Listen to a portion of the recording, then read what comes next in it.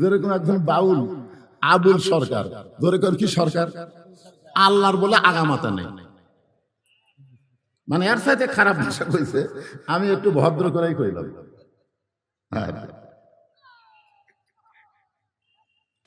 চিন্তা করে দেখেন, এই কোরআন শুধু শুনলে হবে না, এই কোরআনকে গ্রহণ করা লাগবে। আবু জেহেল বলতেছে, আবু সুফিয়ান, এই কোরআনকে যদি গ্রহণ করি তাহলে তোর আর আমার ভুয়া নেতৃত্ব চলবি না। আজকে বাংলাদেশে যারা ভুয়া নেতৃত্ব দিবার চায় তারাই শুধু কোরআনকে মাইনাস করতে চায়। ধরে কোন কথা ঠিক কি না? কোরআনের হক কথা তাদের কলিজার মধ্যে কম্পন ধরে। আজকে শুনুন, এই কোরআন পাইকার হারে সবাইকে হেদায়েত দিবে না। আল্লাহ বলেছেন মুত্তাকি যারা হবে কোরআন থেকে তারাই কেবলমাত্র হেদায়েত পাবে। এই কোরআনের মধ্যে কোনো সন্দেহ, ধোঁকা, গোজামিল। বর্তমানে যে সংবিধান দিয়ে আমাদের বাংলাদেশ চলতেছে, আপনারা বলেন তো এই সংবিধানের মধ্যে সন্দেহ আছে না নাই? ধোঁকা আছে না নাই? গোজামিল আছে না নাই?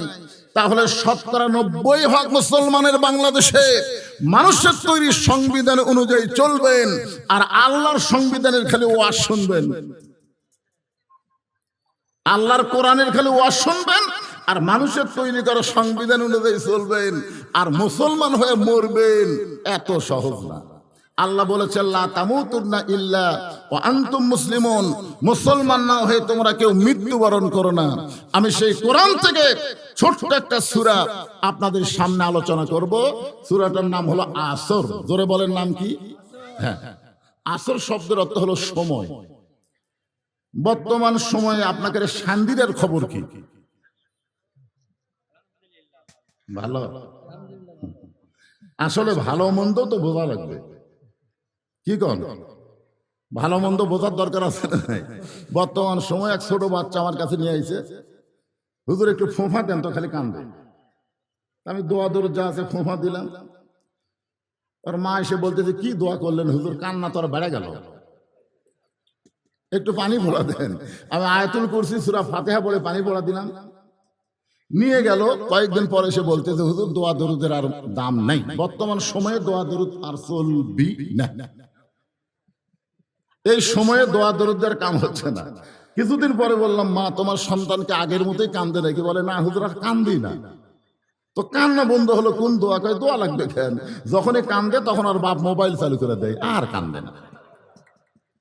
যে সময়ে দোয়া দরুদের গুরুত্ব নাই, মোবাইলের গুরুত্ব আছে, তাহলে বলেন তো সময় কি খুবই ভালো চলতেছে? প্রত্যেকটা যুবকদের হাতে একটা করে মোবাইল আছে না নাই? জোরে করে আছে না নাই?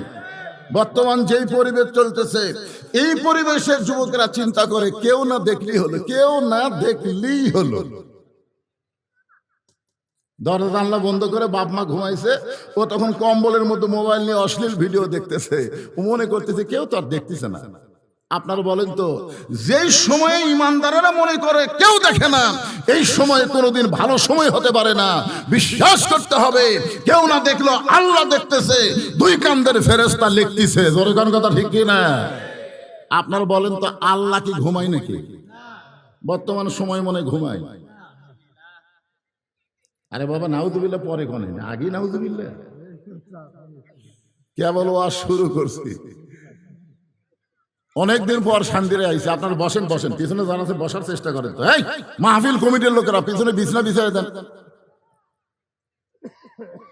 তো। এখন আল্লাহ তাআলা সময়ের শপথ করলেন। সময় অত্যন্ত গুরুত্বপূর্ণ একটা বিষয়। আমি প্রথম যখন এখানে আইছিলাম তখন আমি খুব যুবক ছিলাম, মনে আছে আপনাদের? কিন্তু আজকে দেখেন আমার দাড়ি পাকা সব লাল। দাড়ি পাকা কি হয়, সাদা না লাল? কিন্তু আমার লাল, তার মানে সাদাই। এখন আমার আব্দুল আলিমের ওই সময়ের গানটা খুবই মনে পড়ে। আব্দুল আলিম সময়কে নিয়ে একটা গান গাইছে। মিশে মায়ায় বন্দি থাইকা করলাম কত খেলা,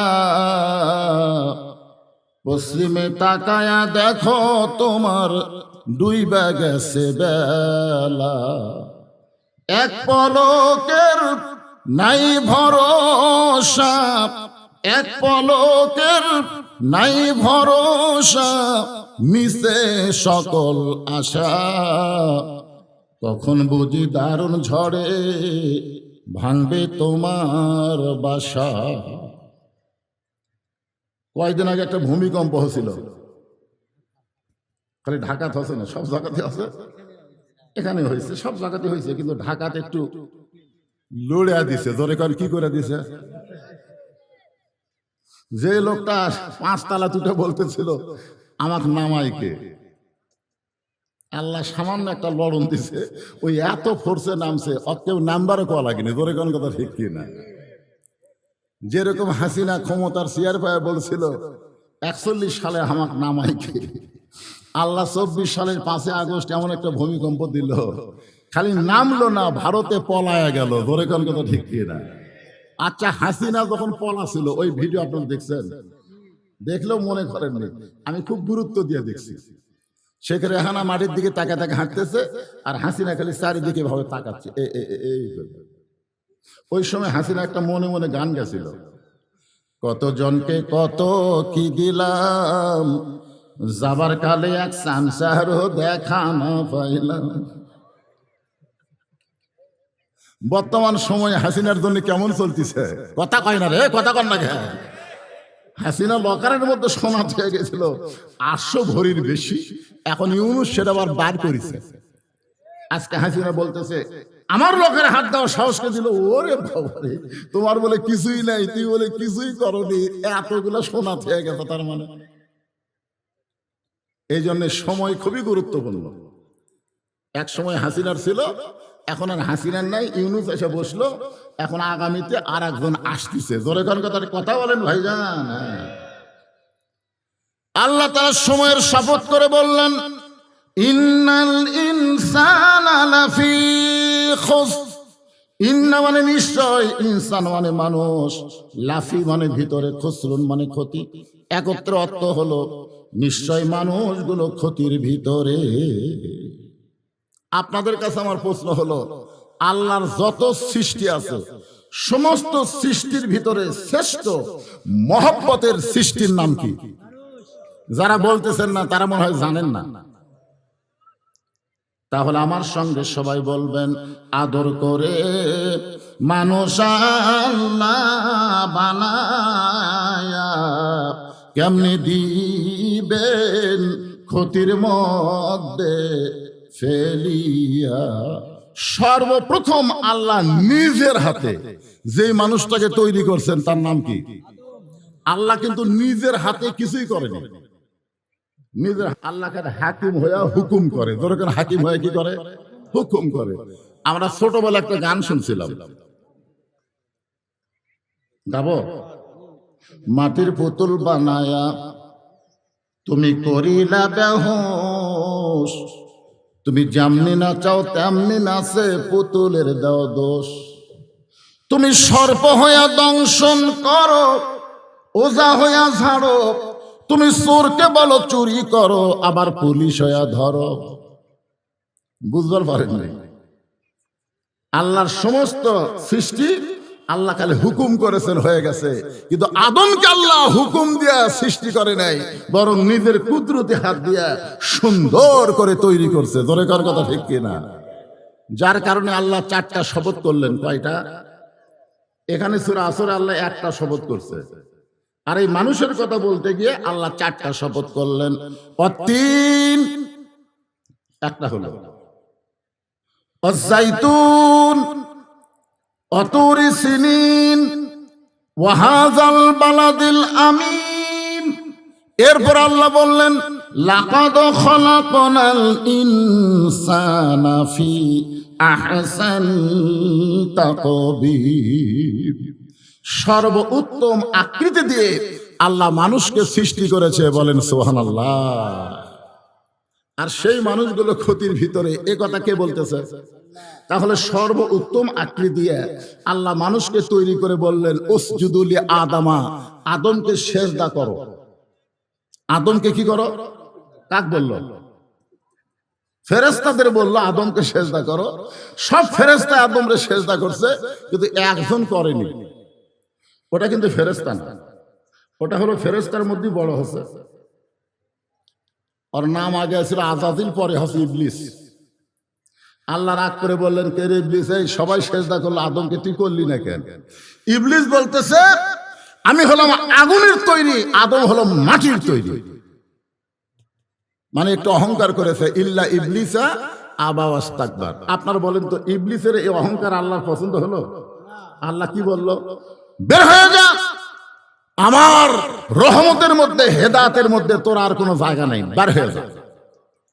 তো ইবলিস শয়তান বের হয়ে যাওয়ার সময় বলল, আল্লাহ আমাকে যখন আপনি যাবার করেছেন যাওয়াই লাগবে, কিন্তু যাওয়ার আগে আপনার কাছে আমার একটা প্রশ্ন আছে।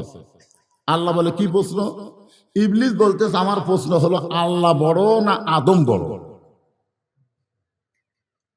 আপনার বলেন তো, ইবলিস যে প্রশ্ন করলো এটা কি ঠিক করছে? এটা একটা সাইজ হলো? এইগুলো প্রশ্ন, এইগুলো কথা হলো শয়তানের কথা। ধরে কোন কার কথা? শয়তান বলতেছে, আল্লাহ আমার প্রশ্ন হলো, আল্লাহ বড় না আদম বড়? তা আল্লাহ বলে, ইবলিস তোর কি মনে হয়? ইবলিস বলতেছে, 6 লক্ষ বছর আপনাকে সেজদা করলাম, আর আদমকে খালি একটা সেজদা করলাম না। তাহলে একটা সেজদা না করার কারণে যদি আমি শয়তান হই, তাহলে 6 লক্ষ বছরের সেজদার খবর কি? 6 লক্ষ বছর সেজদা করছে কাকে? আরো জোরে কর না কেন, কাকে? আর একটা সেজদা করেনি কাকে? আদমকে। তো রাগ হবে না যে আপনার সৃষ্টি আদমকে আমি একটা সেজদা করিনি, আর 6 লক্ষ বছর স্রষ্টাকে সেজদা করলাম, তাহলে 6 লক্ষ বছরের সেজদার খবর কি? সঙ্গে সঙ্গে আল্লাহ বললেন, ইবলিস শুনে নাও, আমি আল্লাহ আদমকে এত ভালোবাসি, আমার নিজের চাইতেও অনেক বেশি। একটা সেজদা না করার কারণে তোমার 6 লক্ষ বছরের সেজদা আমি বাতিল করে দিয়েছি। এইটা শোনার পরে যারা সুবহানাল্লাহ হলো না, আল্লাহ আদমকে বেশি ভালোবাসে না কম ভালোবাসে? তাহলে আদম সন্তানকে আল্লাহ ভালোবাসে কম না বেশি? এই বেশি ভালোবাসার কারণে আল্লাহ বলতেছেন, নিশ্চয় মানুষগুলো ক্ষতির ভিতরে, মানুষগুলো যেন ক্ষতির মধ্যে না পড়ে, এই ব্যাপারে আল্লাহর প্রেসক্রিপশন আছে না নাই? দরকার আছে না নাই? হ্যাঁ, শোনেন এখন আল্লাহ বলতেছেন, ইল্লাল্লাযীনা আমানু ওয়া আমিলুস সালিহাতি ওয়া তাওয়াসাউ বিল হাক্কি ওয়া তাওয়াসাউ বিস সবর। এখানে 4টা বিষয়। জোরে কোন কয়টা? এই 4টা বিষয় আলোচনা হবে। এরই ভিতরে ইনসানের মধ্যে নারী এবং পুরুষ আছে না নাই? জোরে কোন আছে না নাই? মানুষগুলো ক্ষতির ভিতরে, খালি মরদ মানুষ না মেয়ে মানুষও? হ্যাঁ। তবে প্রথম যে ক্ষতি হয়েছে আদমের, এই ক্ষতি কিন্তু মেয়ে মানুষের দ্বারাই হয়েছে। জোরে কোন কথা ঠিক কি না? মেয়ে মানুষের নাম কি? হাওয়া। আরো জোরে বলেন, নাম কি? হাওয়া। আজকেও বাংলাদেশে অধিকাংশ পুরুষ মানুষ মেয়েদের দ্বারাই ক্ষতিগ্রস্ত হচ্ছে। আমার মায়েরা হয়তো মনে মনে ভাবতেছে, আমাকে কি ওয়াজ করবে রে? প্রথম যেটা ধরলো, ও মায়েরা মন খারাপ করেন না, আপনাকে ফাতেমার ওয়াজ আছে, মা কোনো টেনশন নাই। এখন আসেন, 1 নম্বরের নাম হলো ঈমান। যেখানে 1 নম্বরের নাম কি? বাংলাদেশের শতকরা কত ভাগ মুসলমান? আমার ভাই বলতেছি কত ভাগ হবে? আচ্ছা আমি 90% ধরি, উপর যাওয়ার দরকার নাই। আচ্ছা বাংলাদেশের শতকরা 90% মুসলমান, তার মধ্যে কত ভাগ ইমানদার? কি? মুসলমানের সংখ্যা 100-র মধ্যে 90, কিন্তু ইমানদারের সংখ্যা কত? অনেক মুসলমান কিন্তু ইমান নাই। যেরকম আমাদের কাহালুতে একদল মুসলমান আছে, তারা বলে, আমার দয়াল বাবার দরবারেতে কেউ ফিরে না খালি হাতে। আপনার বলেন তো, দয়াল বাবার দরবারেতে কেউ ফিরে না খালি হাতে, এইটা কোয়া তাওহীদ না শিরক? জোরে বলা লাগবে, তাওহীদ না শিরক? অনেক মুসলমান কিন্তু তাদের ঈমান ঠিক নাই। জোরে কান, কি ঠিক নাই? ঈমানের মধ্যে শিরক আছে। নামাজ ভাঙ্গার কারণ, রোজা ভাঙ্গার কারণ, ঈমান ভাঙ্গার কারণ। ঈমান ভাঙ্গার কারণ 1 নম্বর হলো শিরক করা। জোরে কান, কি করা? চাকরি না হলে খাবো কি?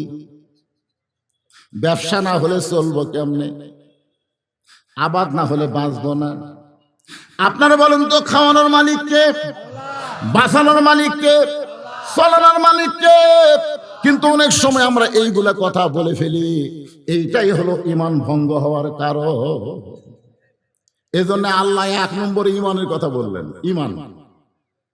তো সাহাবীরা বললেন, ইয়া রাসূলুল্লাহ, এই ঈমান সম্পর্কে আমরা একটু জানবার চাই। রাসূল বললেন, তাহলে শোনো, ইকরার বিল লিসান, তাসদীক বিল জানান, আমল বিল আরকান, এরই নাম হলো ঈমান। এখানে আল্লাহ নবী কয় কথা কইছে? 3টা। আমার কথা কি আপনারা শুনবার পাচ্ছেন? তাহলে হাঁ কল লাগবে তো। আচ্ছা বলেন তো, শুধু মুখে মুখে আল্লাহ আল্লাহ, মুখে মুখে আল্লাহ আল্লাহ, অন্তরে আল্লাহ নাই। স্বাধীনতার সময় আপনারা সবাই জানেন না, যে আমার এই ভাই জানে, আমিও জানি। এখন স্যার হয়তো তখন খুব একটা বড় লয়। ওই সময় অনেক হিন্দুরা পাকিস্তানের আর্মি দেখলেই কলেমার জিকির শুরু করতো, লা ইলাহা ইল্লাল্লাহ, লা ইলাহা ইল্লাল্লাহ, মানে জোরে জোরে। কোন হুজুর কোয়া লাগেনি জিকির করে, হুজুর কোয়া লাগেনি, ওরা এমনি এমনি জিকির করতেছে। তা আর্মিরা বলতো, বিলকুল ঠিক হয়, ঠিক হয়, ঠিক হয়। তখন হিন্দুরা যাচ্ছে আর বলতেছে, মুসলমানের কলমার দাম আছে রে। এই কলমা মুখে থাকার কারণে আর্মিরা গুলি করেনি। আপনারা বলেন তো, ওই কলেমা যদি কলিজার মধ্যে জায়গা দিত, তাহলে শুধু আর্মির গুলি না, আল্লাহ জাহান্নামের আগুন থেকে তাদের বাঁচায় দিত। দরেগণ কথা ঠিক না? এই জন্য বলা হয়েছে তাসদীক বিল জানান, কলিজার মধ্যে ঈমান। কলিজার মধ্যে যখন কোন মুসলমানের ঈমান থাকবে, ওই মুসলমানের কাছে জীবনের চাইতে ঈমানের দাম বেশি হবে। আপনাদের কাছে জীবনের দাম বেশি না ঈমানের দাম বেশি? বুঝে শোনা কর, জীবন বাঁচান ফরজ না ঈমান বাঁচান ফরজ? আমি যখন হাসিনার সময় ওয়াজ করতাম, বিশেষ করে আদমদিঘি উপজেলার মধ্যে যখন আসতাম, আমার বউ জিজ্ঞেস করতো, আমার কিন্তু এই আদমদিঘি দুপচাঁচের মধ্যে বিয়ের বাড়ি। তা আমাকে আমার বউ বলতে, আজকে কোথায় যাবেন? বলে আদমদিঘি। দেখে শোনা ওয়াজ করবেন, দেখে শোনা ওয়াজ করবেন। আমি বললাম, কি দেখবো? বলে, দেখবেন পুলিশের গাড়ি আছে কিনা, র্যাবের গাড়ি আছে কিনা, আওয়ামী লীগের কোনো ক্যাডার আশেপাশে আছে কিনা। এগুলো যদি থাকে তাহলে তেল তেলা ওয়াজ করে বাড়িতে আসবেন, ধরা যেন না পড়ে। মানে আমার বউ আমাকে ধরা নিয়ে খুবই টেনশন করতো, কারণ এ পর্যন্ত 9 বার ধরা খাবে। ধরে কোন কয়বার? এই বুড়া বয়সে আবার যদি ধরা খায়, এই জন্য খুবই বলতো ধরা যান না পড়েন। আমি আমার বউয়ের কপালে একটা চুমা দিলাম। বউ বলতেছে, আমার কথা শোনা খুশি হয়েছে না? বললাম না। তাহলে চুমা দিলেন কেন? চুমা দেওয়ার কারণ হলো জীবনের শেষ দেখা দেখো, আর হয়তো দেখা নাও হওয়ার পারে। আমার বউ বলতেছে, কে গো, এলা কি কথা খাও? পুলিশ ধরলে তো তোমাকে ছাড়ে, জীবনে আর দেখা হবে না। আমি বললাম, পাগলি, তুমি চিন্তা করো পুলিশ ধরার অ্যাপ ধরা, কিন্তু প্রত্যেকটা মুসলমান ইমানের বলে বলিয়ান হয়ে চিন্তা করে আজরাইল ধরা। ধরে কারণ কি ধরা? আপনার বলেন তো, আজরাইল যদি ধরে তাহলে ছাড়বে? এখানে যত মানুষ আমরা আছি, আমরা আজরাইল ধরার চিন্তা কি একবার করছেন? একটা মানুষ বলেন তো, যারা দাঁড়িয়ে আছেন তারা, অথবা যারা বসে আছেন, এখান থেকে বাড়ি যাবার পারবেন এরকম একটা গ্যারান্টি দেওয়া মানুষ খাড়া হতে দেখি। তাহলে বাড়ি যাওয়ার গ্যারান্টি যদি না থাকে, এত মশান মারতেছেন কেন? আমাকে চিনিস? আমি কোন দল করি তুই জানিস?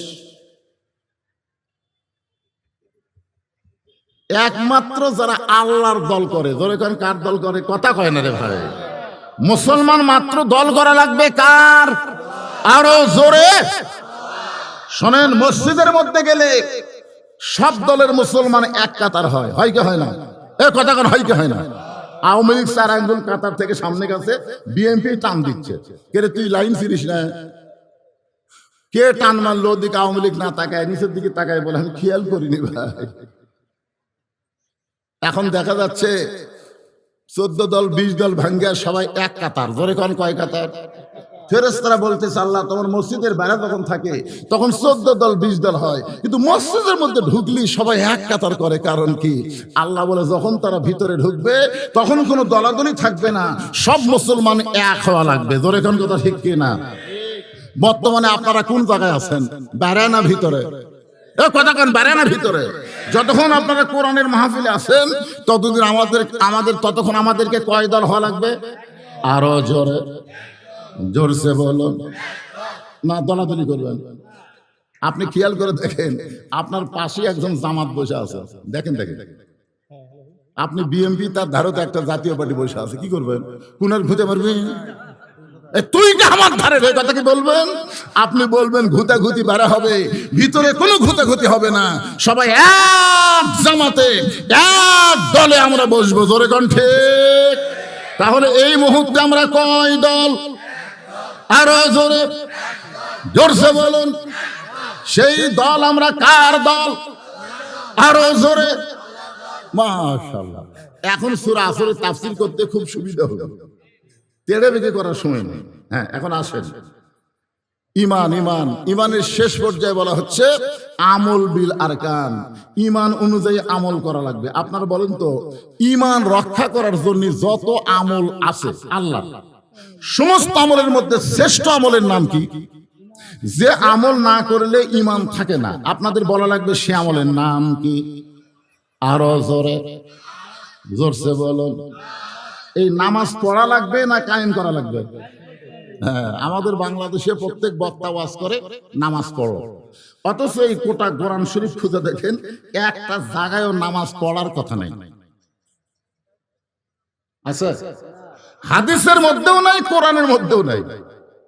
এক ভণ্ড আমাদের এলাকায় এক মূর্খ নামাজিকে বলছে, এই তুই যতই নামাজ পড় কাম হবি না। তখন বলতেছে, কেন হবি না ভাই? বা নামাজ পড়ার কথা কোরআনে হাদিসে কোন জায়গায় নাই? আমার কাছে এসে বলতেছে, হুজুর কোরআন হাদিসে নামাজ পড়ার কথা নাই। আমি বললাম নাই। তখন রাগ করে, আপনিও যা ভণ্ড তাই। আমি বললাম, পাগল, কোরআনের ৮২ জায়গায় আল্লাহ বলেছেন আকিমুস সালাত, নামাজ কায়েম করো। নামাজ যদি আপনারা কায়েম করতে চান তাহলে বর্তমান পরিবেশে সম্ভব না, নামাজ কায়েমের একটা পরিবেশ লাগবে। ধরে কোন কথা ঠিক কি না? আপনারা বলেন তো, আল্লাহ নবীর নামাজ কখন পাশা না? মেরাজ কোন কোন কোন কোন সনে হবে সেটাও তো কওয়া লাগবে। নবুয়তের ১০ম বৎসরে, নবুয়তের ১০ম বৎসরে নবীর মেরাজ হয়েছে। নবী ৫ ওয়াক্ত নামাজ নিয়ে দুনিয়াতে আসার ৩ বছর মক্কায় ছিলেন। নবী ৫ ওয়াক্ত নামাজ পাওয়ার পরে কয় বছর মক্কায় ছিলেন? ৩ বছর মক্কায় ছিলেন। প্রত্যেকবারই নবী বলতো, আল্লাহ আপনি যত জায়গায় নামাজের কথা বলেন, আকিমুস সালাত, নামাজ কায়েমের কথা বলেন, কিন্তু আমি তো নামাজ কায়েম করার কোনো পরিবেশ পাচ্ছি না। কারণ নামাজ কায়েম করতে গেলে মুয়াজ্জিন আযান দেওয়া লাগবে, আবার তারপরে জামাতের সঙ্গে নামাজ পড়া লাগবে, জোরে সোরে আকামত দেওয়া লাগবে। এইরকম একটা পরিবেশ তো আমি পাচ্ছি না আল্লাহ, তাহলে নামাজ কায়েম করব কেমনে? তখন আল্লাহ বলেন, হাবিব, নামাজ কায়েমের একটা পরিবেশ করতে গেলে আপনি খালি ইমাম হলে চলবে না, আপনাকে নেতাও হওয়া লাগবে। আজকে বাংলাদেশের আলেমগুলো হলো মসজিদের ইমাম, আর সমাজের ইমাম তো আলেমেরা হওয়ার পারতেছে না। ধরে কোন কথা ঠিক কিনা? এই জন্য যতই ওয়াজ করেন, ৪২ বছর আমার ওয়াজের বয়স হলো ৪২ বছর। ৪২ বছর ওয়াজ দিয়া যে রাত্রে যেখানে ওয়াজ হয় ওই রাত্রে ফজরের মুসল্লি কমা যায়। আমার ওয়াজ শুনবার আইছিল এক মুয়াজ্জিন ওয়াজ শুনে বাড়িতে গেছে, এমন ঘুমাচ্ছে, ওই আর আজানের সঙ্গে চেতন পায়নি। তো যারা ওয়াজ শুনবার যায়নি তারা চেতন পাচ্ছে, কে রে ফজরে আজান, মসজিদে এসে থেকে তালা দেওয়া। মসজিদ কি দেওয়া? মুয়াজ্জিন তালা দিয়ে আছে, বাড়ি ঘুম পাড়তেছে। তখন চারিদিকে আজান হলো, সে আজানে আমরা চেতন পেলাম, আর আমাদের মসজিদ তালা, মুয়াজ্জিন কোথায় রে? ওরা ৪-৫ জন রাগ করা মুয়াজ্জিনের বাড়িতে ডাকতে, মুয়াজ্জিন সাহেব। মুয়াজ্জিন লাফ দিয়ে উঠছে, কে রে ভাই? আজান। কেউ ওয়াজ শুনবার গেছিল ভাই, ওয়াজ শুনবার যা মুয়াজ্জিনই চেতন পাই। আমার কথাই বুঝতেছে? মানে ওয়াজের তাসির হলো মুয়াজ্জিনই চেতন পায় না। তার মানে বোঝা গেল ওয়াজ দিয়ে নামাজ কায়েম হবে না। নামাজ কায়েম করতে গেলে একটা পরিবেশ লাগবে, সেই পরিবেশ আমাদের বাংলাদেশে তৈরি করা লাগবে। ধরে কোন কথা ঠিক? এখন নামাজ কায়েমের পরিবেশটা কেমনে হবে? একটু মনোযোগ দিয়ে শুনবেন। তা আমল বিল আরকান, ঈমান অনুযায়ী আমল করতে গেলে 1 নম্বর লাগবে নামাজ। লা সালাতা লা ঈমানা, যার নামাজ নাই তার ঈমান নাই। বাইনাল আবদি ওয়াল কুফরি তরকুস সালাত, বান্দার কাফেরের মধ্যে পৃথক করার জিনিসটার নামই হলো নামাজ। এই মাইকের সামনে এরকম হঠাৎ এরকম হলো কেন? সনসনি করতেছে বেশি, কারণ কি? খুঁটি মাইক আলো খুঁটি দেয় না, না ভালোই তো আছে, জোরে দিলে হবে না তো। আমার কথা আপনার বোঝা লাগবে রে ভাই। কোন মানুষ যদি চিল্লায় কথা কয়, সবাই কি বলে এত চিল্লাস কেন রে, বোঝা যায় না, কয় কি কয় না। আবার কোন মানুষ যদি খুব আস্তে কথা কয়, তখন কি কয়, ম্যান ম্যান করিস কেন, শোনা যায় না। তার মানে জোরেও না আস্তেও না, মাঝামাঝি হওয়া লাগবে। জোরে কোন ঠিক? হ্যাঁ, খুবই গুরুত্বপূর্ণ 4টা বিষয়। জোরে বলেন কয়টা? 1 নম্বর হলো ঈমান।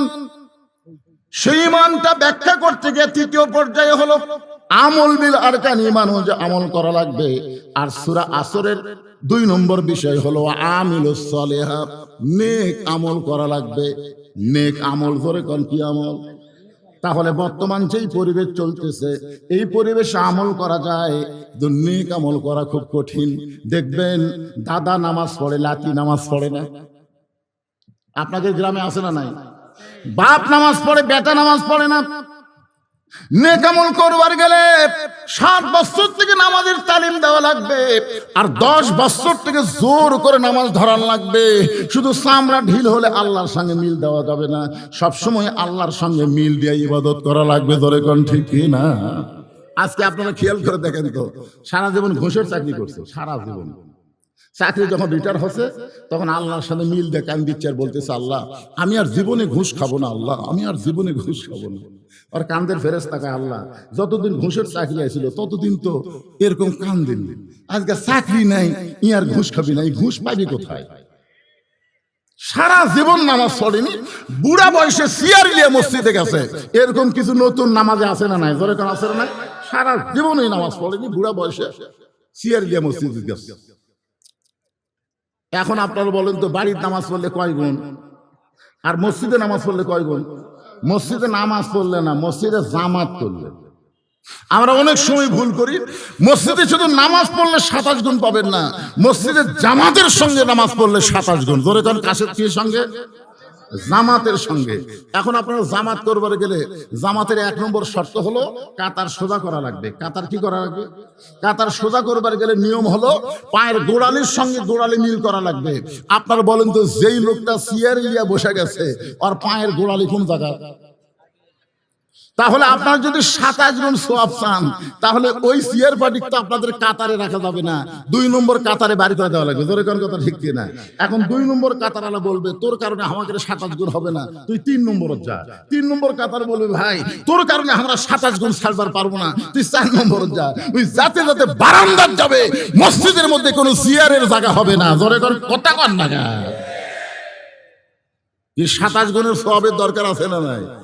এই লোকটা যদি যৌবন কাল থেকে নামাজ পড়তো, তাহলে বুড়া বয়সে ওর বল বিয়ারিং কোনোদিন জাম হতো না। যেই মেশিনটা চালায় না, হঠাৎ চালাবার যায়, দেখবেন স্টার্ট নেয় না। কারণ কি? কারণ অনেকদিন হলে তেল মোবাইল ঠিক মতো দেয়নি, যার কারণে খালি ঘুরে হচ্ছে কিন্তু স্টার্ট হচ্ছে না। যেই লোকটা যৌবন কালে নামাজ পড়ে নাই, ওই বুড়া কালে নামাজ পড়বার গেলে ঠিক মতো রুকু সেজদা করবার পারবে না। এই যে নামাজ হলো সরকারি চাকরির মতন, সরকারি চাকরি করবার গেলে যেরকম একটা বয়সের দরকার হয়, নামাজ আদায় করবার গেলে একটা বয়সের দরকার আছে না?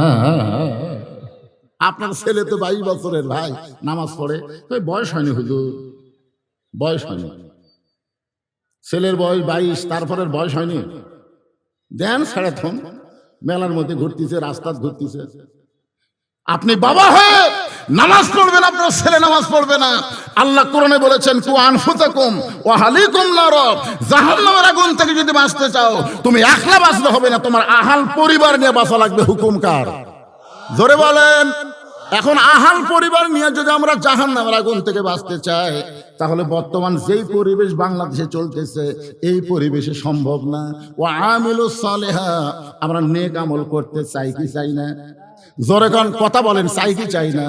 কিন্তু নেক আমল করার পরিবেশ নাই। এখন আপনি সামনে কাতারে নামাজ পড়বেন, জোহরের নামাজ সামনে কাতারে আদায় করবেন। আপনি যে নামাজ পড়বেন তার নাম হলো জোহরের নামাজ। কোন কাতারে?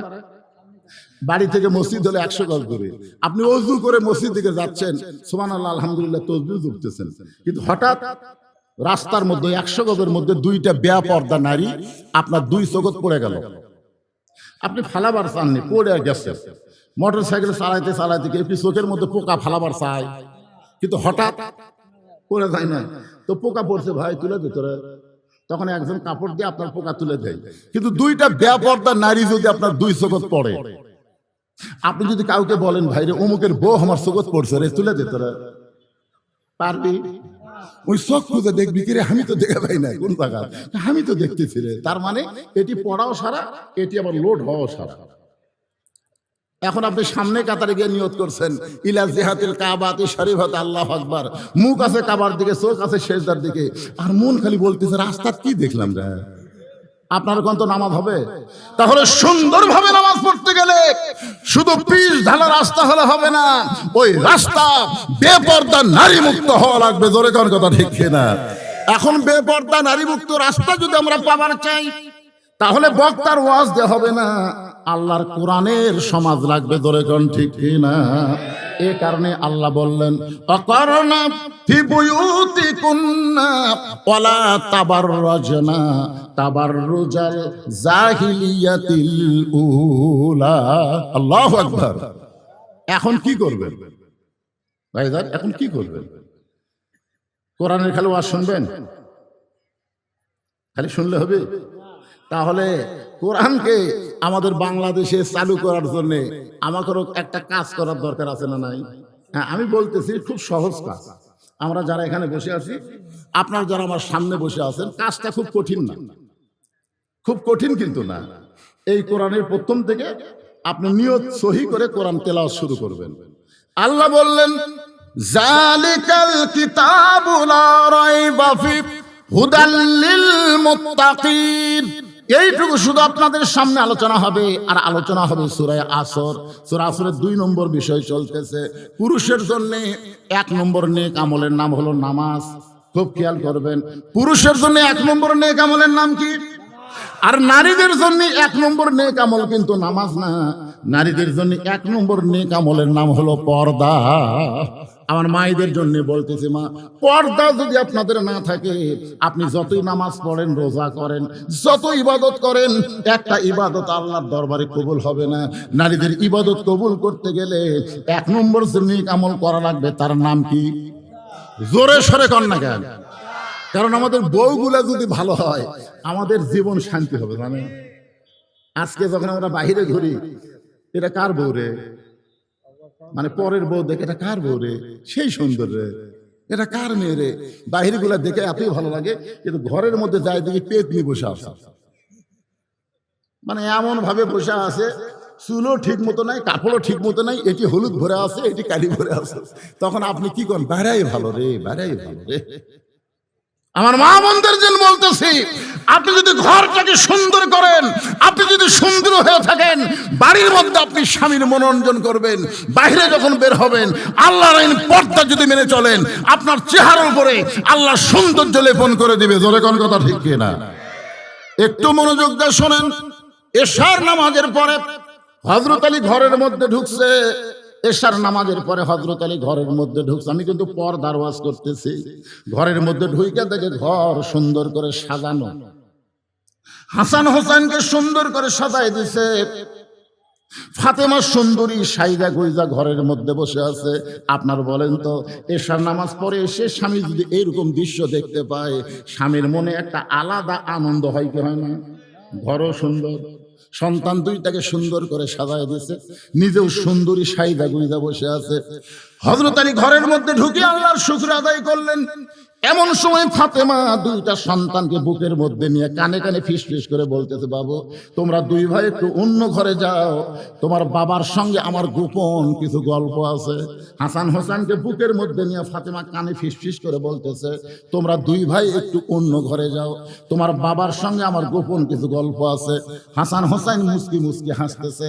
হাসান হোসেন মুস্কি মুস্কি হাসার কারণ হলো, মা সাইদা গুইজা বসে আছে, আর বাবা ঘরের মধ্যে ঢুকলি আমাদেরকে পূর্ণ ঘরে যখন যাবার কয় তখন বাপ মায়ের মধ্যে কিছু একটা হবে। রাসূল বলেছেন তোমাদের সন্তান যখন বুঝবার পারবে তখন সন্তানের সামনে স্বামী স্ত্রী কোনো মহব্বত করা যাবে না। আপনারা বলেন তো কয় বছর বয়সে সন্তান বুঝবার পারে? কোন তো 7 বছর? কোন যুগত আছে রে? সন্তান যতক্ষণ মায়ের স্তনের দুগ্ধ পান করে ততক্ষণ সরসার মাহফিল, ইয়েতিমখানার মাহফিল। ধরে কোন কথা ঠিক? হ্যাঁ, মনোযোগ দিয়ে শুনবেন। কি বলতেছিলাম একটু গুরুত্ব দেন। আবুল সরকারের কথা বলতেছিলাম যে আবুল সরকার আল্লাহ ব্যাপারে এমন কথা বলেছে সে আবুল সরকারের পক্ষে কোনো মুসলমান নিবার পারে? কথা কন না কেন পারে? আপনার বলেন তো যারা পক্ষ নিছে এরা মুসলমান? আপনি দেখেন না কেন, ইউটিউব দেখেন, ফেসবুক দেখেন, যারা পক্ষ নিছে এরা সব বামপন্থী। বামপন্থী বোঝেন? একটু মনোযোগ দিয়ে কথাগুলো শুনবেন। হযরত আলীর মাথা কানা ফাতেমা উরাতের উপরে নিয়ে কপাল একটা চুমু দেয়, বলে স্বামী গো এমন করে আপনি কাঁদবেন না, কারণ আসলে যাইতে হবে। সবাই বলেন আসলে, এই সত্য কথাটা বলেন আসলে। ওগো স্বামী, আমি আমার বাবার মুখে শুনেছি আপনি হলেন পৃথিবীর সবচাইতে বড় বীর। ফাতেমা তার স্বামীকে বলতেছে আমি বাবার মুখে শুনেছি আপনি হলেন পৃথিবীর সবচাইতে বড় বীর। আপনারা বলেন তো হযরত আলী যে পৃথিবীর সবচাইতে বড় বীর, এ ব্যাপারে আপনাদের সন্দেহ আছে? ফাতেমা বলতেছেন আমি আমার বাবার মুখে শুনেছি আপনি হলেন পৃথিবীর সবচাইতে বড় শিক্ষাবিদ, আপনি হলেন পৃথিবীর সবচাইতে জ্ঞানী। আপনারা বলেন তো হযরত আলীর চাইতে গোটা পৃথিবীর মধ্যে আর কেউ জ্ঞানী ছিল? আল্লাহ রাসূল বলেছেন আনা মাদিনাতুল ইলমি ওয়া আলিউ বাবুহা, আমি হচ্ছে ইলমের শহর, আলী হচ্ছে তার দরওয়াজা। একটা কথা আপনাদের বলি, আল্লাহ রাসূল যতদিন মদিনার প্রেসিডেন্ট ছিলেন 10 বছর, ততদিন শিক্ষামন্ত্রী ছিলেন হযরত আলী। শিক্ষামন্ত্রীকে হযরত আবু বকর যখন মদিনার খলিফা হলেন ওই সময় শিক্ষামন্ত্রী হলেন হযরত আলী। উমর যখন মদিনার খলিফা হলেন ওই সময় শিক্ষামন্ত্রী হলেন হযরত আলী। ওসমান যখন মদিনার খলিফা হলেন ওই সময় শিক্ষামন্ত্রী ছিলেন হযরত আলী। ধরে কোন সুবহানাল্লাহ। মানে দেখেন খলিফা পাল্টে গেছে কিন্তু শিক্ষামন্ত্রী পাল্টেনি। আপনারা বলেন তো হযরত আলীকে শিক্ষামন্ত্রী রাখার মধ্যে বরকত কি? আজকে আমাদের বাংলাদেশে শিক্ষামন্ত্রী কে রে? এই শিক্ষা উপদেষ্টার নাম কি? শিক্ষা উপদেষ্টার নাম কি? আমাদের বাংলাদেশে শিক্ষা উপদেষ্টা আছে না? এখন তো আর মন্ত্রী নাই, এখন উপদেষ্টা। আল্লাহ রাসূল বলেছেন খায়রুকুম মান তাআল্লামাল কুরআন ওয়া আল্লামাহ, ওই ব্যক্তির চাইতে দামি সম্মানী কোনো ব্যক্তি নাই যে ব্যক্তি আল্লাহর কোরআন শিখেছে এবং অপরকে কোরআনের শিক্ষা দেয়। ভাইজান আজকে একদম বাগদম ঘোড়ার সাথে ঢাক ঢোলক ঝাঁদর বাজে এই মিথ্যা শিক্ষার জন্য হাজার হাজার কোটি টাকা বাজেট হয়। জোরে কোন কথা ঠিক কিনা? কিন্তু আল্লাহর কোরআনের শিক্ষার জন্য এই বাংলাদেশে কোনো বাজেট হয় না। তার মানে কি? আমি এ পর্যন্ত না হলেও 20 থেকে 25 হাজার হাফেজের মাথার পাগড়ি বাঁধতেছে এই 42 বছরে, কিন্তু এর মধ্যে একটা হাফেজও এমপির বেটা নাই, একটা হাফেজও ডিসিএসসির বেটা না, সবগুলা গরিবের সন্তান। এই মাদ্রাসায় যারা লেখাপড়া করে অধিকাংশই তারা গরিবের সন্তান, আর গরিবদের সন্তানের দিকে কোন নেতারা তাকায় না। জোরে করে কথা কন না কেন? হয় সত্য কথাটা বলেন। কারণ নিজের সন্তান তো পড়ে না, পরের সন্তান পড়ে। সংসদেও কোনোদিন এই মাদ্রাসার জন্য কোনো কথা হয় না যে 3 বাচ্চারা লেখাপড়া করে এদের জন্য কিছু বাজেট করা দরকার। মাস গেলে প্রাইমারি হেড স্যার 50,000 টাকা বেতন পায়, অথচ মাস গেলে মাদ্রাসার মুহতামিম 1 টাকাও পায় না, ভিক্ষা করে চলানো লাগে। একটু মনোযোগ দিয়ে শুনবেন। ফাতেমা চোখের পানি বের করে বলে স্বামী গো আমি বাবার মুখে শুনেছি আপনি হলেন পৃথিবীর সবচাইতে বড় বীর, আপনি হলেন পৃথিবীর সবচাইতে বড় জ্ঞানী, তাহলে সত্য কথা শুনে আপনি এমন করে পড়ে গেলেন কেন? ওগো স্বামী আমি দুনিয়া থেকে বিদায় নিব, বিদায় নেওয়ার পর আমার 3টা চাওয়া আপনাকে পুরা করা লাগবে। হযরত আলী কান্দার বলে ফাতেমা দুনিয়ার জীবনে গরিব ছিলাম বলে তুমি কিছুই চাইলা না, মৃত্যুর পরে তুমি কি চাইবা ফাতেমা? ফাতেমা বললেন, আমার 1 নম্বর চাওয়া হলো আমি রাতের অন্ধকারে মৃত্যুবরণ করব, রাতের অন্ধকারেই আমাকে দাফন করা লাগবে। আমার 2 নম্বর চাওয়া হলো আমার কোনো জানাজার ব্যবস্থা করবেন না। আমার 3 নম্বর চাওয়া হলো আমার লাশটা খাটনিতে তুলবেন না, কারণ 4 জন ব্যক্তি আমার খাটনি কান্দে নেবে, এমন 4 জন ব্যক্তি আমি খুঁজে পাইলাম না। আমার বাবা যদি আজকে দুনিয়াতে জীবিত থাকতো, মরা মেয়ের লাশের খাটনি বাবা কান্দে নিবার পারতো। আমার হাসান হোসেন যদি বড় হইতো, তাহলে মায়ের লাশের খাটনি কান্দে নিবার পারতো। কিন্তু 6 মাস আগে আমার বাবা দুনিয়া থেকে বিদায় নিয়েছে। আমার হাসান হোসেন এত ছোট, এরা মায়ের লাশের খাটনি কান্দে নিবার পারবে না। আপনি শুধু কান্দে করে নিয়ে ওই জান্নাতুল বাকির পূর্ব কোণায় সবুজ রঙের একটা বাতি জ্বলবে, ওই বাতি বরাবর আমাকে দাফন করবেন। আমার কবর খুঁড়তে যদি আপনার কষ্ট হয়, তাহলে আপনার একান্ত বন্ধু যদি কেউ থাকে দুনিয়ায়, তার একটু বলে দিবেন সে যেন গোপনে ফাতেমার কবর খনন করে। দুনিয়ার কোনো পুরুষ মানুষকে যেন ফাতেমার কবরের খবর না দেয়। গভীর রাত্রে হযরত আলী কানতে কানতে দৌড়ে আবু যর গিফারের জানলার কাছে। আবু যর গিফারের ঘরের মধ্যে থেকে চিন্তা করে, আমার জানলার কাছে ছোট বাচ্চার মতন এমন করে কে কানতেছে। দরজা খুলে বাইরে তাকায় দেখে আসাদুল্লাহিল গালিব হযরত আলী কানতেছে। আবু যর গিফার বলে, আলী ভাই, জীবনে বহু যুদ্ধ তোমার সঙ্গে করলাম, কোন যুদ্ধে তোমাকে পরাজিত হয়ে আমি কানতে দেখি নাই, কিন্তু আজকে আমার জানলার কাছে এমন করে কানতেছো, তোমার জীবনে এমন যুদ্ধ কি শুরু হয়ে গেল? আলী বলতেছে, আবু যর, একজন পর্দানিশী গভীর রাতে দুনিয়া থেকে মৃত্যুবরণ করবে, সে আমার ওসিয়ত করেছে এ রাতের বেলায় তাকে দাফন করা লাগবে। যারা আবু যর যা, জান্নাতুল বাকির পূর্ব কোণায় সবুজ রঙের বাতি জ্বলতেছে, ওই বাতি বরাবর একটা কবর কর। আবু যর গিফার বলে, আলী ভাই, সেই পর্দানিশী কে গো? তার নাম কি আপনার মুখস্থ নাই? আলী বলতেছে, 6 মাস আগে আমার সন্তান নানা হারা হয়েছে, আজকে 6 মাস পরে গভীর রাত্রে আমার হাসান হোসাইন মা হারাবে। যেই মাত্র কইছে 6 মাস আগে আমার হাসান হোসাইন নানা হারা হয়েছে, এখন পর্যন্ত সন্তান 2টা কাঁদতেছে। সাহাবীদের পাইলে জিজ্ঞেস করে, তোমরা কি আমার নানাকে দেখছো? আমার নানা কোন জায়গায়? যেই সহিষ্ণুতা সন্তানের চোখের পানি বন্ধ হয় নাই, আবার আজকে রাত্রেবেলায় মা হারা হয়ে যাবে। যারে আবু যর যা, একটা কবর কর।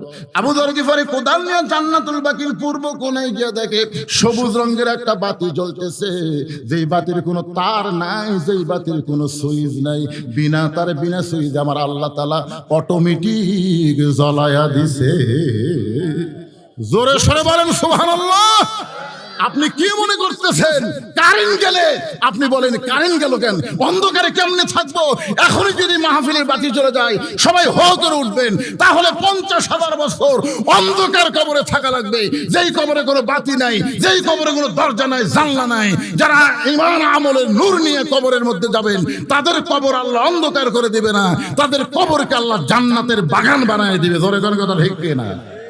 আপনারা বলেন তো, জান্নাতের বাগান বানাইলে ওখানে সুইচ কোথায়?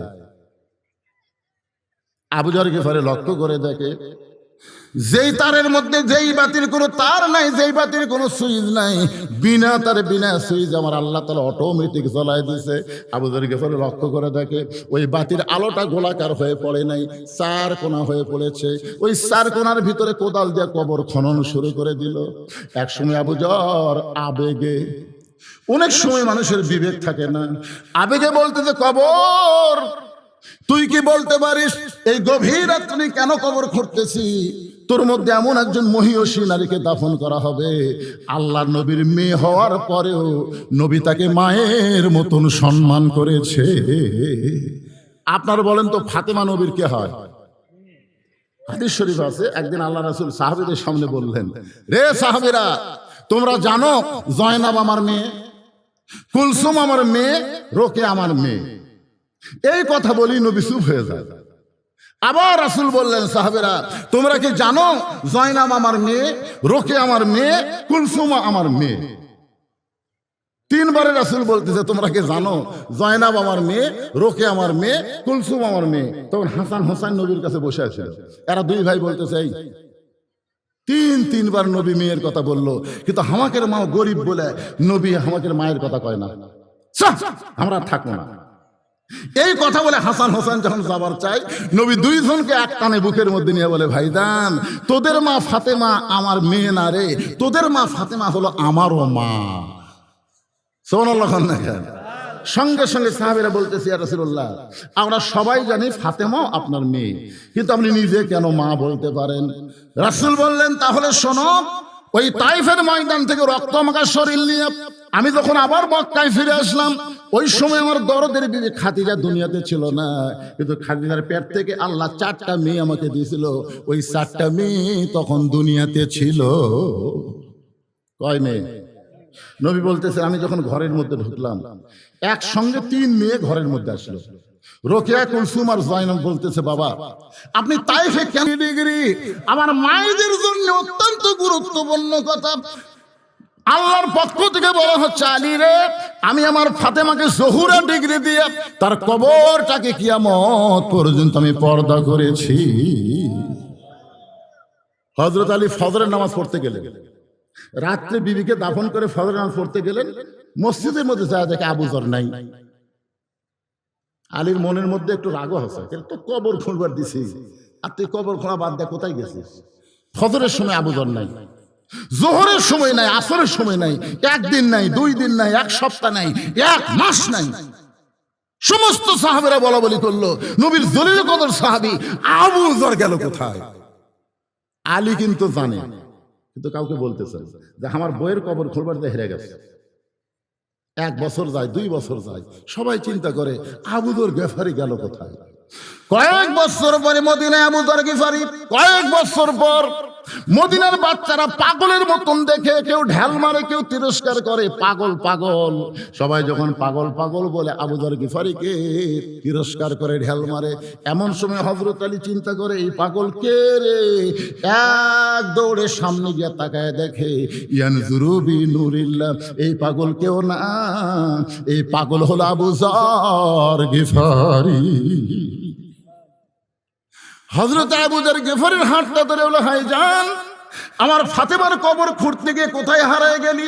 আজ কত বছর পরে তোকে মদিনায় পাইলাম, তুই পাগল বেশে ঘুরতেছিস, বল রে বল। আবু যর, আমার ফাতেমার কবর খুঁড়তে খুঁড়তে তোর কি হলো? আবু যর গিফারি খালি কান্দে আর কান্দে। আবু যর গিফারিকে হযরত আলী বুকের মধ্যে চাইপা ধরে বলে, না বললে তোকে ছাড়বো না।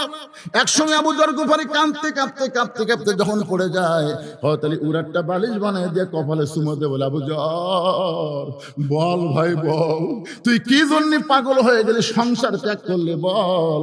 আবু যর গিফারি শুধু 3 বার একটা শব্দ উল্লেখ করেছে, কবর কবর কবর। 3 বার উল্লেখ করে হযরত আলী তাকায় দেখে আবু যর গিফারি আর নাই, এই দুনিয়া থেকে চিরদিনের মতো বিদায় নিয়েছে। চারিদিকে সাহাবারা এসে আলীকে বলতে, আলী ভাই কোন পাগলকে উড়াতে নিয়ে ঘুম পাড়াইতেছ? আলী বলতে, সাহাবীরা রে, কয়েক বছর থেকে যেই আবু যরকে আমরা খুঁজতেছি, আজকে সে আবু যর আমার উড়াতে মাথা দিয়ে 3 বার শুধু কবর কবর কবর বলে দুনিয়া থেকে বিদায় নিয়ে চলে গেল। এই জন্য গায়ক কেঁদে কেঁদে বলেছে, কিন্তু যেদিন ডাক পড়িবে কবর মাঝে যাইতে, জোগাড় কিছু করছো বন্ধু তার মাঝে বিছাইতে। আমি সূরা আসরের 4টা বিষয় আপনাদের সামনে আলোচনা করব, আপনাকে শুনবেন ভাই? কারা কারা শুনবেন আল্লাহকে একটু হাত দেখান। লিল্লাহে তাকবীর। এই ডানানোগুলো হাত তোলে না কেন? এরকম আমার বেশি সন্দেহ হয়। সবাই হাত তোলেন, 2 হাত তোলেন। লিল্লাহে তাকবীর। হাত নামান। এবার চলে আসেন 3 নম্বর বিষয় হলো ওয়াতাওয়াসাউ বিল হক। হক কথা বলতে হবে, হক পথে চলতে হবে, প্রয়োজন হলে হকের পক্ষে জীবন দেওয়া লাগবে। হাসিনার গ্রুপ যখন ঘোষণা করলো হামাকর নামাইকে, এমন সময় সর্বপ্রথম একজন যুবক, রংপুরের তরুণ ছাত্র আবু সাইদ বাতিলের বিরুদ্ধে হকের পক্ষে জীবন দিয়েছে। কথা কন না গা? আবু সাইদের জীবন দেওয়ার পর থেকে কিন্তু জীবন দেওয়া শুরু হয়েছে। আমার কথা কি বুঝলেন? আপনারা বলেন তো, হকের পক্ষে যারা জীবন দেয় তারা কি মারা যায়? আমার গ্রামে এ পর্যন্ত 3টা আবু সাইদ আছে। আমার গ্রামে ছেলে জন্ম নিলি আবু সাইদ, উত্তর পাড়া আবু সাইদ, দক্ষিণ পাড়া আবু সাইদ, মধ্য পাড়া আবু সাইদ। আমি বললাম কে রে, এই বছর ছেলেরা জন্ম নিলে। তারপর আমার পাশের গ্রামের এক ছেলের নাম রাখছি আমি, আর এক ছেলের নাম রাখছে মুগ্ধ। এরকম করে বোঝা যাচ্ছে এরা কিন্তু মরেনি, আবার নতুন করে জন্ম নিচ্ছে। জোরে কোন কথা ঠিক কি না? আমার এক খালাতো বোন, আমার সম্পর্কে খালা হয়, আর খালাতো বোনে একটা মেয়ে হচ্ছে, বহু বছর তদবির করে মেয়ে হচ্ছে, খুব খুশি খালা। আমাকে বলতেছে বাবা আলেম মানুষ, একটা ভালো নাম রাখো। তাই বললাম খালা আপনার নাতনির নাম রাখেন হাসিনা। সেই খুশি হাসিনা, খালা তো সেই গরম, খালি গদ গদ করতেছে। আমি বললাম খালা রাগ করে, তুই আলেম না জালেম রে, তোর কাছে একটা ভালো নাম শুনবার ছিলাম আর তুই খুনি হাসিনার নাম তোর। তার মানে বোঝা গেল আবু সাইদ মুগ্ধ ইয়ামিন মরে নাই, হাসিনা বাঁচা থাকতে পৌঁছে গেছে। তোর এখন কথা ঠিক কিনা ভাই? ভাই রে, তাই আমি বলবো জামাত বিএনপি আমরা যারা করি, আমরা আর মতভেদ করব না, আমরা মিলেমিশে মহব্বতে পুনরায় হাসিনা যেন বাংলার জমিন আর ফিরে আসতে না পারে, এই জন্য আমাদের চেষ্টা করা লাগবে। ধরে কোন কথা ঠিক? এখন আমরা তো দুই দল দুই রকম হয়ে গেছি, হাসিনা খালি খুশি হচ্ছে, দেখ তোরা ভিন্ন ভিন্ন হয়ে তো ওই ফাঁক দেখ, মানে দুইজন ফাঁক হয়ে গেলে কি হয়? হাসিনা যখন ক্ষমতাতে ছিল জামাত বিএনপি একই জায়গায় ঘুম পাচ্ছে। এখন কি যে হলো এই 24-এর 5 আগস্টের পর, আমরা বলতেছি আর মতন ঐক্য নয়, মিলেমিশে আমরা আগামীতে বাংলাদেশে যেন কোনো ফাঁসিবাদ আসতে না পারে, এই চেষ্টা বিএনপি জামাতকে করা দরকার আছে না নাই? কথা কর না, আছে না নাই? আমরা মিলেমিশে থাকতে চাই ভাই। আমার বাড়িতে আমরা 4 ভাই, আমরাই 4 ভাই। আমার ছোট 2 ভাই 2 কলেজের প্রফেসর, এরা একেবারে টাটকা বিএনপি। আমার বড় ভাই প্রাইমারি হেডমাস্টার ছিল, এখন এই গত বছর রিটায়ার করছে। ওই আবার একেবারে খাঁটি আওয়ামী লীগ। 5 আগস্টের পরে হাসিনা তখন গোষ্ঠী শুদ্ধ পড়ে গেল, আমার বড় ভাই তওবা করে আর আওয়ামী লীগে নাই, এখন আমাদের দলত ফেরত আসছে, অসুবিধা নেই। মিলেমিশে আমরা আসি না নাই? যখন আসি না নাই, একই মায়ের পেটের 4 জন যদি 4 দল করে পারেন তাহলে আপনারা করেন, অসুবিধা নাই। কিন্তু জায়গা মতো আমরা কয় দল? জোরে বলেন কয় দল? জাগা মতো একদল একটু খেয়াল করবেন। হকের কথা বলতে হবে, হকের পক্ষে থাকতে হবে, হকের জন্য যদি প্রয়োজনে জীবন দেওয়া লাগে আমরা জীবন দিতেও রাজি থাকবো। কারণ হকের পক্ষে যারা জীবন দিবে, আল্লাহ কোরআনে বলেছেন ওয়ালা তাকুলু লিমান ইউকতালু ফি সাবিলিল্লাহি আমওয়াতুন বাল আহইয়াউ ওয়ালাকিন লা তাশউরুন। সূরা আসরের 4 নম্বর বিষয় হলো ওয়াতাওয়াসাউ বিস-সবর, ধৈর্য ধারণ করা লাগবে। জোরে কোন কি করা লাগবে? মিলেমিশে থাকবার গেলে হট্টগোল করা যাবে না, আমাদের ধৈর্য ধারণ করার উপদেশ দেওয়ার কথা বলা হয়েছে। আপনারা বলেন তো, যেই মায়ের কোনোদিন বাচ্চা হয়নি, বিবাহের পরে এইবার প্রথম বাচ্চা হবে, আপনারা বলেন তো বাচ্চা হওয়ার কি ঠেলা ওই জানে? মানে কোনোদিনও হয়নি, এবার প্রথম হবে। সবাইকে খুশি খুশি কয় আমার পেটে বাচ্চা আছে, বাচ্চা তো কেবল আছে, কিন্তু কি বলবো প্রসবের কথা, মা বিনে সেই ব্যথা কেউ তো বুঝিবে না। মাজন ঠেকিয়া সন্তানের দায়, অকালে মা মারা যায়, কেন সে মায়ের ভক্তি করো না? এমন দরদি ভাবে কেউ হবে না আমার মা গো। আপনার বলেন তো প্রসবের ব্যথা আছে না নাই? এখনকার মায়েরা খুব একটা বুঝতে পারে না, সিজার করে, সিজার। আপনার বলেন তো সিজার করলে কার ক্ষতি? মায়েরও ক্ষতি, বাচ্চারও ক্ষতি। কারণ বাচ্চা যখন জন্ম নিবি তার 2 দিন আগেই যে নর্মালে 2 দিন পরে জন্ম নিত, কিন্তু মা অধৈর্য হওয়ার কারণে পেট কাটে দেখে বাচ্চা ঘুমের মধ্যে আছে। ডাক্তাররা চিন্তা করে এর ঘুম ভাঙেনি, কি করা যায়? তখন এক বড় ডাক্তার বলে আস্তে করে পেটের মধ্যে বের করে মাথার উপর একটা ঘোরণ দাও, চেতন করা লাগবে। যে মাথার উপর ঘোরণ দিছে, একসময় ঘোরণ মাথা ঝাঁকি খেয়ে কান্দে উঠছে। ওই যে ঝাঁকি খেলো, এই ঝাঁকি খাওয়ার জন্য মোবাইল ছাড়া ভাত খায় না, মোবাইল ছাড়া আর কান্না থামে না। জোরে কোন কথা ঠিক কিনা? এই সিজার করা। আপনারা হিসাব করে দেখবেন, হিসাবের কথা 3টা হিসাবের কথা বলি। 1 নম্বর হিসাব হলো বড় ডাক্তারের বইয়ের সিজার লাগে না। 2 নম্বর হিসাব হলো মৌলবীর বাড়িতে কোনোদিন মিলাদ হয় না। তিন নম্বর হিসাব হলো পীরের বউ কোনোদিন মুরিদ হয় না। আপনার খেয়াল করে দেখবেন, ডাক্তারের বউয়ের সিজার লাগে না, কারণ ডাক্তার জানে সিজার করলে বাচ্চার ক্ষতি, মায়ের ক্ষতি, এই জন্য বড় বড় যারা ডাক্তার তারা বউরে সিজার করায় না। দুই নম্বর হলো বাংলাদেশের তারা মৌলবি, এদের বাড়িতে কোনোদিন মিলাদ হয় না, এরা পরের বাড়িতে পড়ে কিন্তু নিজের বাড়িতে হয় না।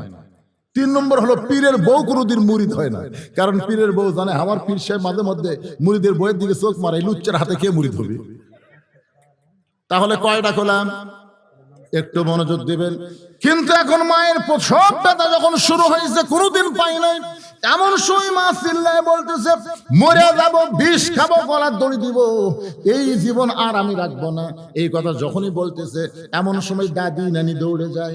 দাদি নানি দৌড়ে গিয়া ঠান্ডা পানির মধ্যে নরম কাপড় চুবড়াইয়া নাতির কপালে দিয়ে বলতেছে অতাও সবই সবর, ধৈর্য ধর, তুই যদি চিল্লা চিল্লি করিস তাহলে রাস্তার মানুষ বলবে মায়ের পায়ের তলে সন্তানের জান্নাত, বাপের পায়ের তলে না, মায়ের পায়ের তলে সন্তানের জান্নাত। তুই চিল্লা চিল্লি করিস না, একটু ধৈর্য ধর, ধৈর্য ধর। তুই চিল্লা চিল্লি করলে আশেপাশের লোকজন বলবে এটা কেমন মা, সন্তান হওয়ার সময় গোটা পাড়া জানছে।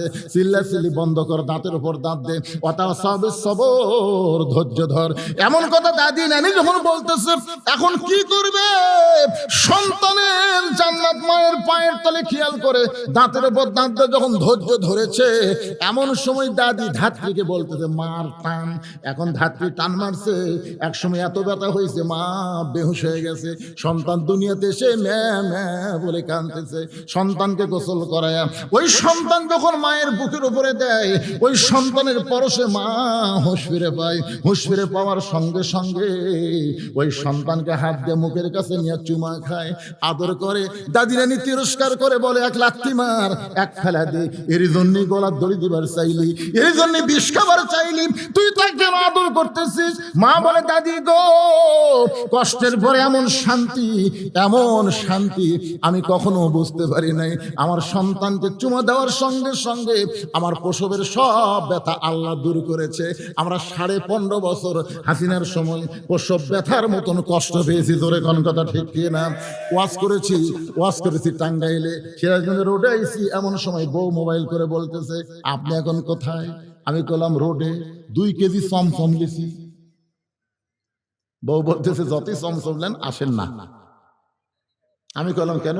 বলে সন্ধ্যা থেকে পুলিশ খুঁজতেছে, সন্ধ্যা থেকে আপনার পুলিশ খুঁজতেছে, পুলিশের গাড়ি খালি গেটের এদিকে যাচ্ছে এদিকে যাচ্ছে, আসেন না। আমি চিন্তা করলাম কে 2 কেজি চমচম লিয়ে কুটি যাই। বাড়ির যখন যাওয়া হবে না, শ্বশুরকে মোবাইল করলাম, আসসালাম আব্বা কেমন আছেন? 2 কেজি চমচম কিনছে আব্বা, আমি যাই বাড়ি, পুলিশ ঘুরতেছে। শ্বশুর কই খবরদার আমার এদিকে আসো না, তোমার খবর বলে আমার বাড়িতে আসবে, দরকার নেই। বন্ধু বান্ধবরে মোবাইল করলাম, কে রে ভাই? কই এই বিপদে আমরা নাই। গাড়ি জঙ্গলের মধ্যে থুইয়া আলুর বাগড়ের মধ্যে কম্বল পড়ে ঘুম পাড়ছি। কি মনে করছেন প্রসব বেদনার মতন কষ্ট আমাকে হয়নি? আমি ঘুমাইছি, তার পাশে এক বিএমপির ভাই, হুজুর কি খবর? ঠান্ডা লাগতেছে, তাহলে কম্বল দেই। কি মহব্বত! ওর এক কম্বল আমাকে দিল, 2 ভাই গলা ধরা ঘুম পাড়ি। রে কি দিন গেছে আমাকে। ওই মায়ের প্রসব ব্যথার মতন আমরা কষ্ট পেয়েছি।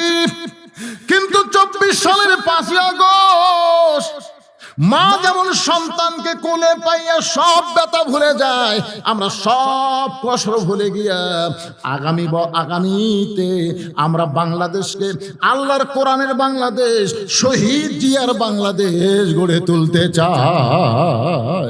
কথা কন না কেন? শহীদ জিয়ার বাংলাদেশ দেখছেন আপনারা? আমি দেখছি রে ভাই, শহীদ জিয়া যখন বাংলাদেশের প্রেসিডেন্ট ছিল, নিজে হেঁটে হেঁটে সেই 7 মাথা থেকে মহাস্থান পর্যন্ত গেছে। যাওয়ার সময় গোকুলে একটা মসজিদ, আসরের নামাজের সময় উনি জুতা খুললেন, মসজিদে গিয়ে নামাজের নিয়ত করলেন। সাথীরা চিন্তা করলো ওযু করলো কখন? ওযু সবসময় থাকে। সেই মানুষ ছিল জিয়াউর রহমান। দুনিয়া থেকে বিদায় নেওয়ার সময় তার সব তন্ন তন্ন করে দেখা গেল ভাঙ্গা সুটকেসের মধ্যে যায় নামাজ আর আল্লাহর কোরআন। সুবহানাল্লাহ কোন না কেন?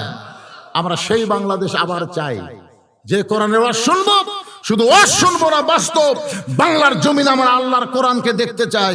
কারা কারা রাজি? 2 হাত তুলে আমার আল্লাহকে দেখান। আল্লাহ আমাদের সবার জন্য কবুল করেন। জোরে কোন আমিন, জোরে বলে আল্লাহুম্মা আমিন। আমরা মিলেমিশে থাকতে চাই, আমাদের মধ্যে কোনো ভেদাভেদ নাই, অতাওয়াসাউ বিস-সবর, ধৈর্য ধারণ করা লাগবে। অনেক সময় শয়তান এসে কান মন্ত্র দিবি, শয়তানের কান মন্ত্র না শুনে আমি বলবো আমার ভাই কথা বলছে কিনা, আমি কাছে গিয়ে যাচাই করে শুনবো। এভাবে মিলেমিশে আল্লাহ আমাদের সবাইকে থাকার তৌফিক দান করুক। 1 নম্বর হলো ঈমান, 2 নম্বর হলো আমিলুস সলিহাত নেক আমল, 3 নম্বর অতাওয়াসাউ বিল হক, 4 নম্বর অতাওয়াসাউ বিস-সবর। প্রত্যেকটা বিষয়ের আমি কিছু কিছু আলোচনা করেছি। আলোচনা মোতাবেক আল্লাহ বক্তা শ্রোতা সবাইকে আমল করার তৌফিক দান করুক। সকলে বলে আমিন। আস্তাগফিরুল্লাহ রব্বি মিন কুল্লি জামবি ওয়া তুবু ইলাই, আস্তাগফিরুল্লাহ রব্বি মিন কুল্লি জামবি ওয়া তুবু ইলাই, লা হাওলা ওয়া লা কুওয়াতা ইল্লা বিল্লাহিল আলিয়্যিল আযীম। আল্লাহুম্মা আমিন। আল্লাহুম্মা আনতাস সালাম ওয়া মিনকাস সালাম, তাবারাকতা ইয়া যাল জালালি ওয়াল ইকরাম। মাবুদ, সেই মাগরিবের নামাজের পর থেকে এই গভীর রাত পর্যন্ত তোমার বান্দা বান্দিরা আরামের বাড়ি ঘুমকে বাদ দিয়া কোরআন হাদিসের মোহাব্বত কলিজার মধ্যে নিয়ে এই জান্নাতের বাগানে বসে বসে কোরআন হাদিসের আলোচনা শোনার শেষে আমি গুনাহগারের সঙ্গে রহমতের দরজায় ফকির হয়ে দোকানা হাত তুলেছে। মেহেরবানি করে আজকের মাহফিল আমাদের সকলের হেদায়েতের জন্য, নাজাতের জন্য, জান্নাতের জন্য আল্লাহ কবুল করে নেন। এই মাহফিলের শুরু থেকে শেষ পর্যন্ত যতটুকু আলোচনা হয়েছে এর মধ্যে যদি ত্রুটি হয়, ভুল হয়, মাফ করে দাও। এর যা হাদিয়া মঞ্জুর করো সোনার মদিনায় নবী পাকের রওজা মুবারকে আল্লাহ কবুল করে নাও। তামাম আম্বিয়ায়ে কেরাম, আসহাবে কেরাম, তাবেঈনে কেরাম, তাবা তাবেঈনে কেরাম, তামাম পৃথিবীর মাটির নিচে যত মুমিন মুমিনা আছে আল্লাহ সকলের আরওয়াহ পরে হাদিয়া কবুল করো। আল্লাহ এই শান্তিরা মাদ্রাসায় জায়গা দিয়া মাদ্রাসা নির্মাণ করে অনেকেই দুনিয়া থেকে কবরে চলে গেছে। আল্লাহ তাদের জন্য প্রাণ খুলে দোয়া করি, মাদ্রাসাকে ওসিলা করে তাদের সকলের কবরকে জান্নাতের টুকরা বানিয়ে দাও।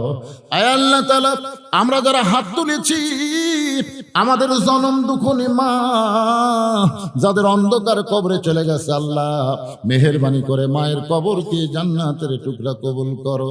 বাবার বাড়ি ঘর সবই আছে, আমার মতো বাবা হারাই 3 সন্তান যারা হয়েছে আল্লাহ মেহেরবানি করে বাবার কবরকে জান্নাতের টুকরা বানিয়ে দাও। আমাদের দাদা দাদি, নানা নানি, আত্মীয় স্বজন, শ্বশুর শাশুড়ি যাদের কবরে গেছে আল্লাহ কবরবাসীদের মাফ করে দাও। আজকের মাহফিলের সম্মানিত সভাপতিকে আল্লাহ তুমি কবুল করো। মাদ্রাসার সভাপতি, মাদ্রাসার সহসভাপতি, মাদ্রাসার সেক্রেটারি, মাদ্রাসার সহ সেক্রেটারি, মাদ্রাসার কেশিয়ার, মাদ্রাসার হিতাকাঙ্ক্ষী যারা আল্লাহ সবাইকে তুমি কবুল করে নাও। আজকের মাহফিলের সম্মানিত প্রধান অতিথি আমার মুহিত ভাইকে আল্লাহ তুমি কবুল করে নাও। আজকের মাহফিলের সম্মানিত বিশেষ অতিথি আল্লাহ ভার্সিটির প্রফেসর ভাইকে আল্লাহ তুমি কবুল করে নাও। মাবুদ, সম্মানিত বিশেষ অতিথি যারা রয়েছে আল্লাহ সকলকে আল্লাহ তুমি কবুল করে নাও।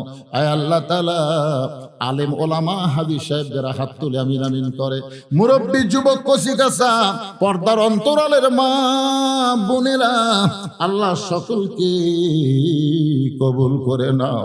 আমি অসুস্থ, আমার মতো অসুস্থ অবস্থায় যারা হাত তুলেছে আল্লাহ সবাইকে সুস্থতার নিয়ামত দান করে দাও। মাদ্রাসার মুহতামিম, মাদ্রাসার ওস্তাদ, মাদ্রাসার তালবে ইলম আল্লাহ সকলকেই তুমি কবুল করো। এই মাদ্রাসাকে কিয়ামত পর্যন্ত আল্লাহ তুমি চালু রেখো। মাদ্রাসাকে অত্র এলাকার জন্য নূরের বাতি হিসেবে আল্লাহ তুমি কবুল করে নাও। আল্লাহ যারা মাদ্রাসার দায়িত্ব নিয়েছে আল্লাহ সবাইকে মিলেমিশে মাদ্রাসার দায়িত্ব পালন করা তৌফিক দিয়ে দাও। আল্লাহ আমি গুনাহগার বলে দোয়া ফিরাই দিও না আল্লাহ। এতগুলো মানুষের মধ্যে যার 2 খানা পছন্দ হয় সেই 2 হাতের ওসিলায় মৃত্যুর সময় আমাদের সকলকে ইমানের সঙ্গে কবুল করো। আল্লাহ দেশ নেত্রী বেগম খালেদা জিয়া আল্লাহ সম্ভ্রান্ত একজন মা, আল্লাহ দেশ নেত্রীকে আল্লাহ তুমি পুরাপুরি সুস্থতা দান করে দাও। ভাইজান বাংলাদেশের জন্য আপসের নেত্রী অসুস্থ অবস্থায় আছে, আমরা সবাই একটু প্রাণ খুলে তার জন্য দোয়া করি। আল্লাহ তাকে পুরোপুরি সুস্থতা দান করো। সকলে বলে আমিন। সুবহান রাব্বিকা রাব্বিল ইজ্জাতি আম্মা ইয়াসিফুন ওয়া সালামুন আলাল মুরসালিন ওয়াজাল আখিরাতি কালিমাতুন ইনদাল মাউত। সকলে পড়েন লা ইলাহা ইল্লাল্লাহু মুহাম্মাদুর রাসূলুল্লাহ সাল্লাল্লাহু আলাইহি সাল্লাম। আসসালামু আলাইকুম ওয়া রাহমাতুল্লাহি ওয়া বারাকাতুহু।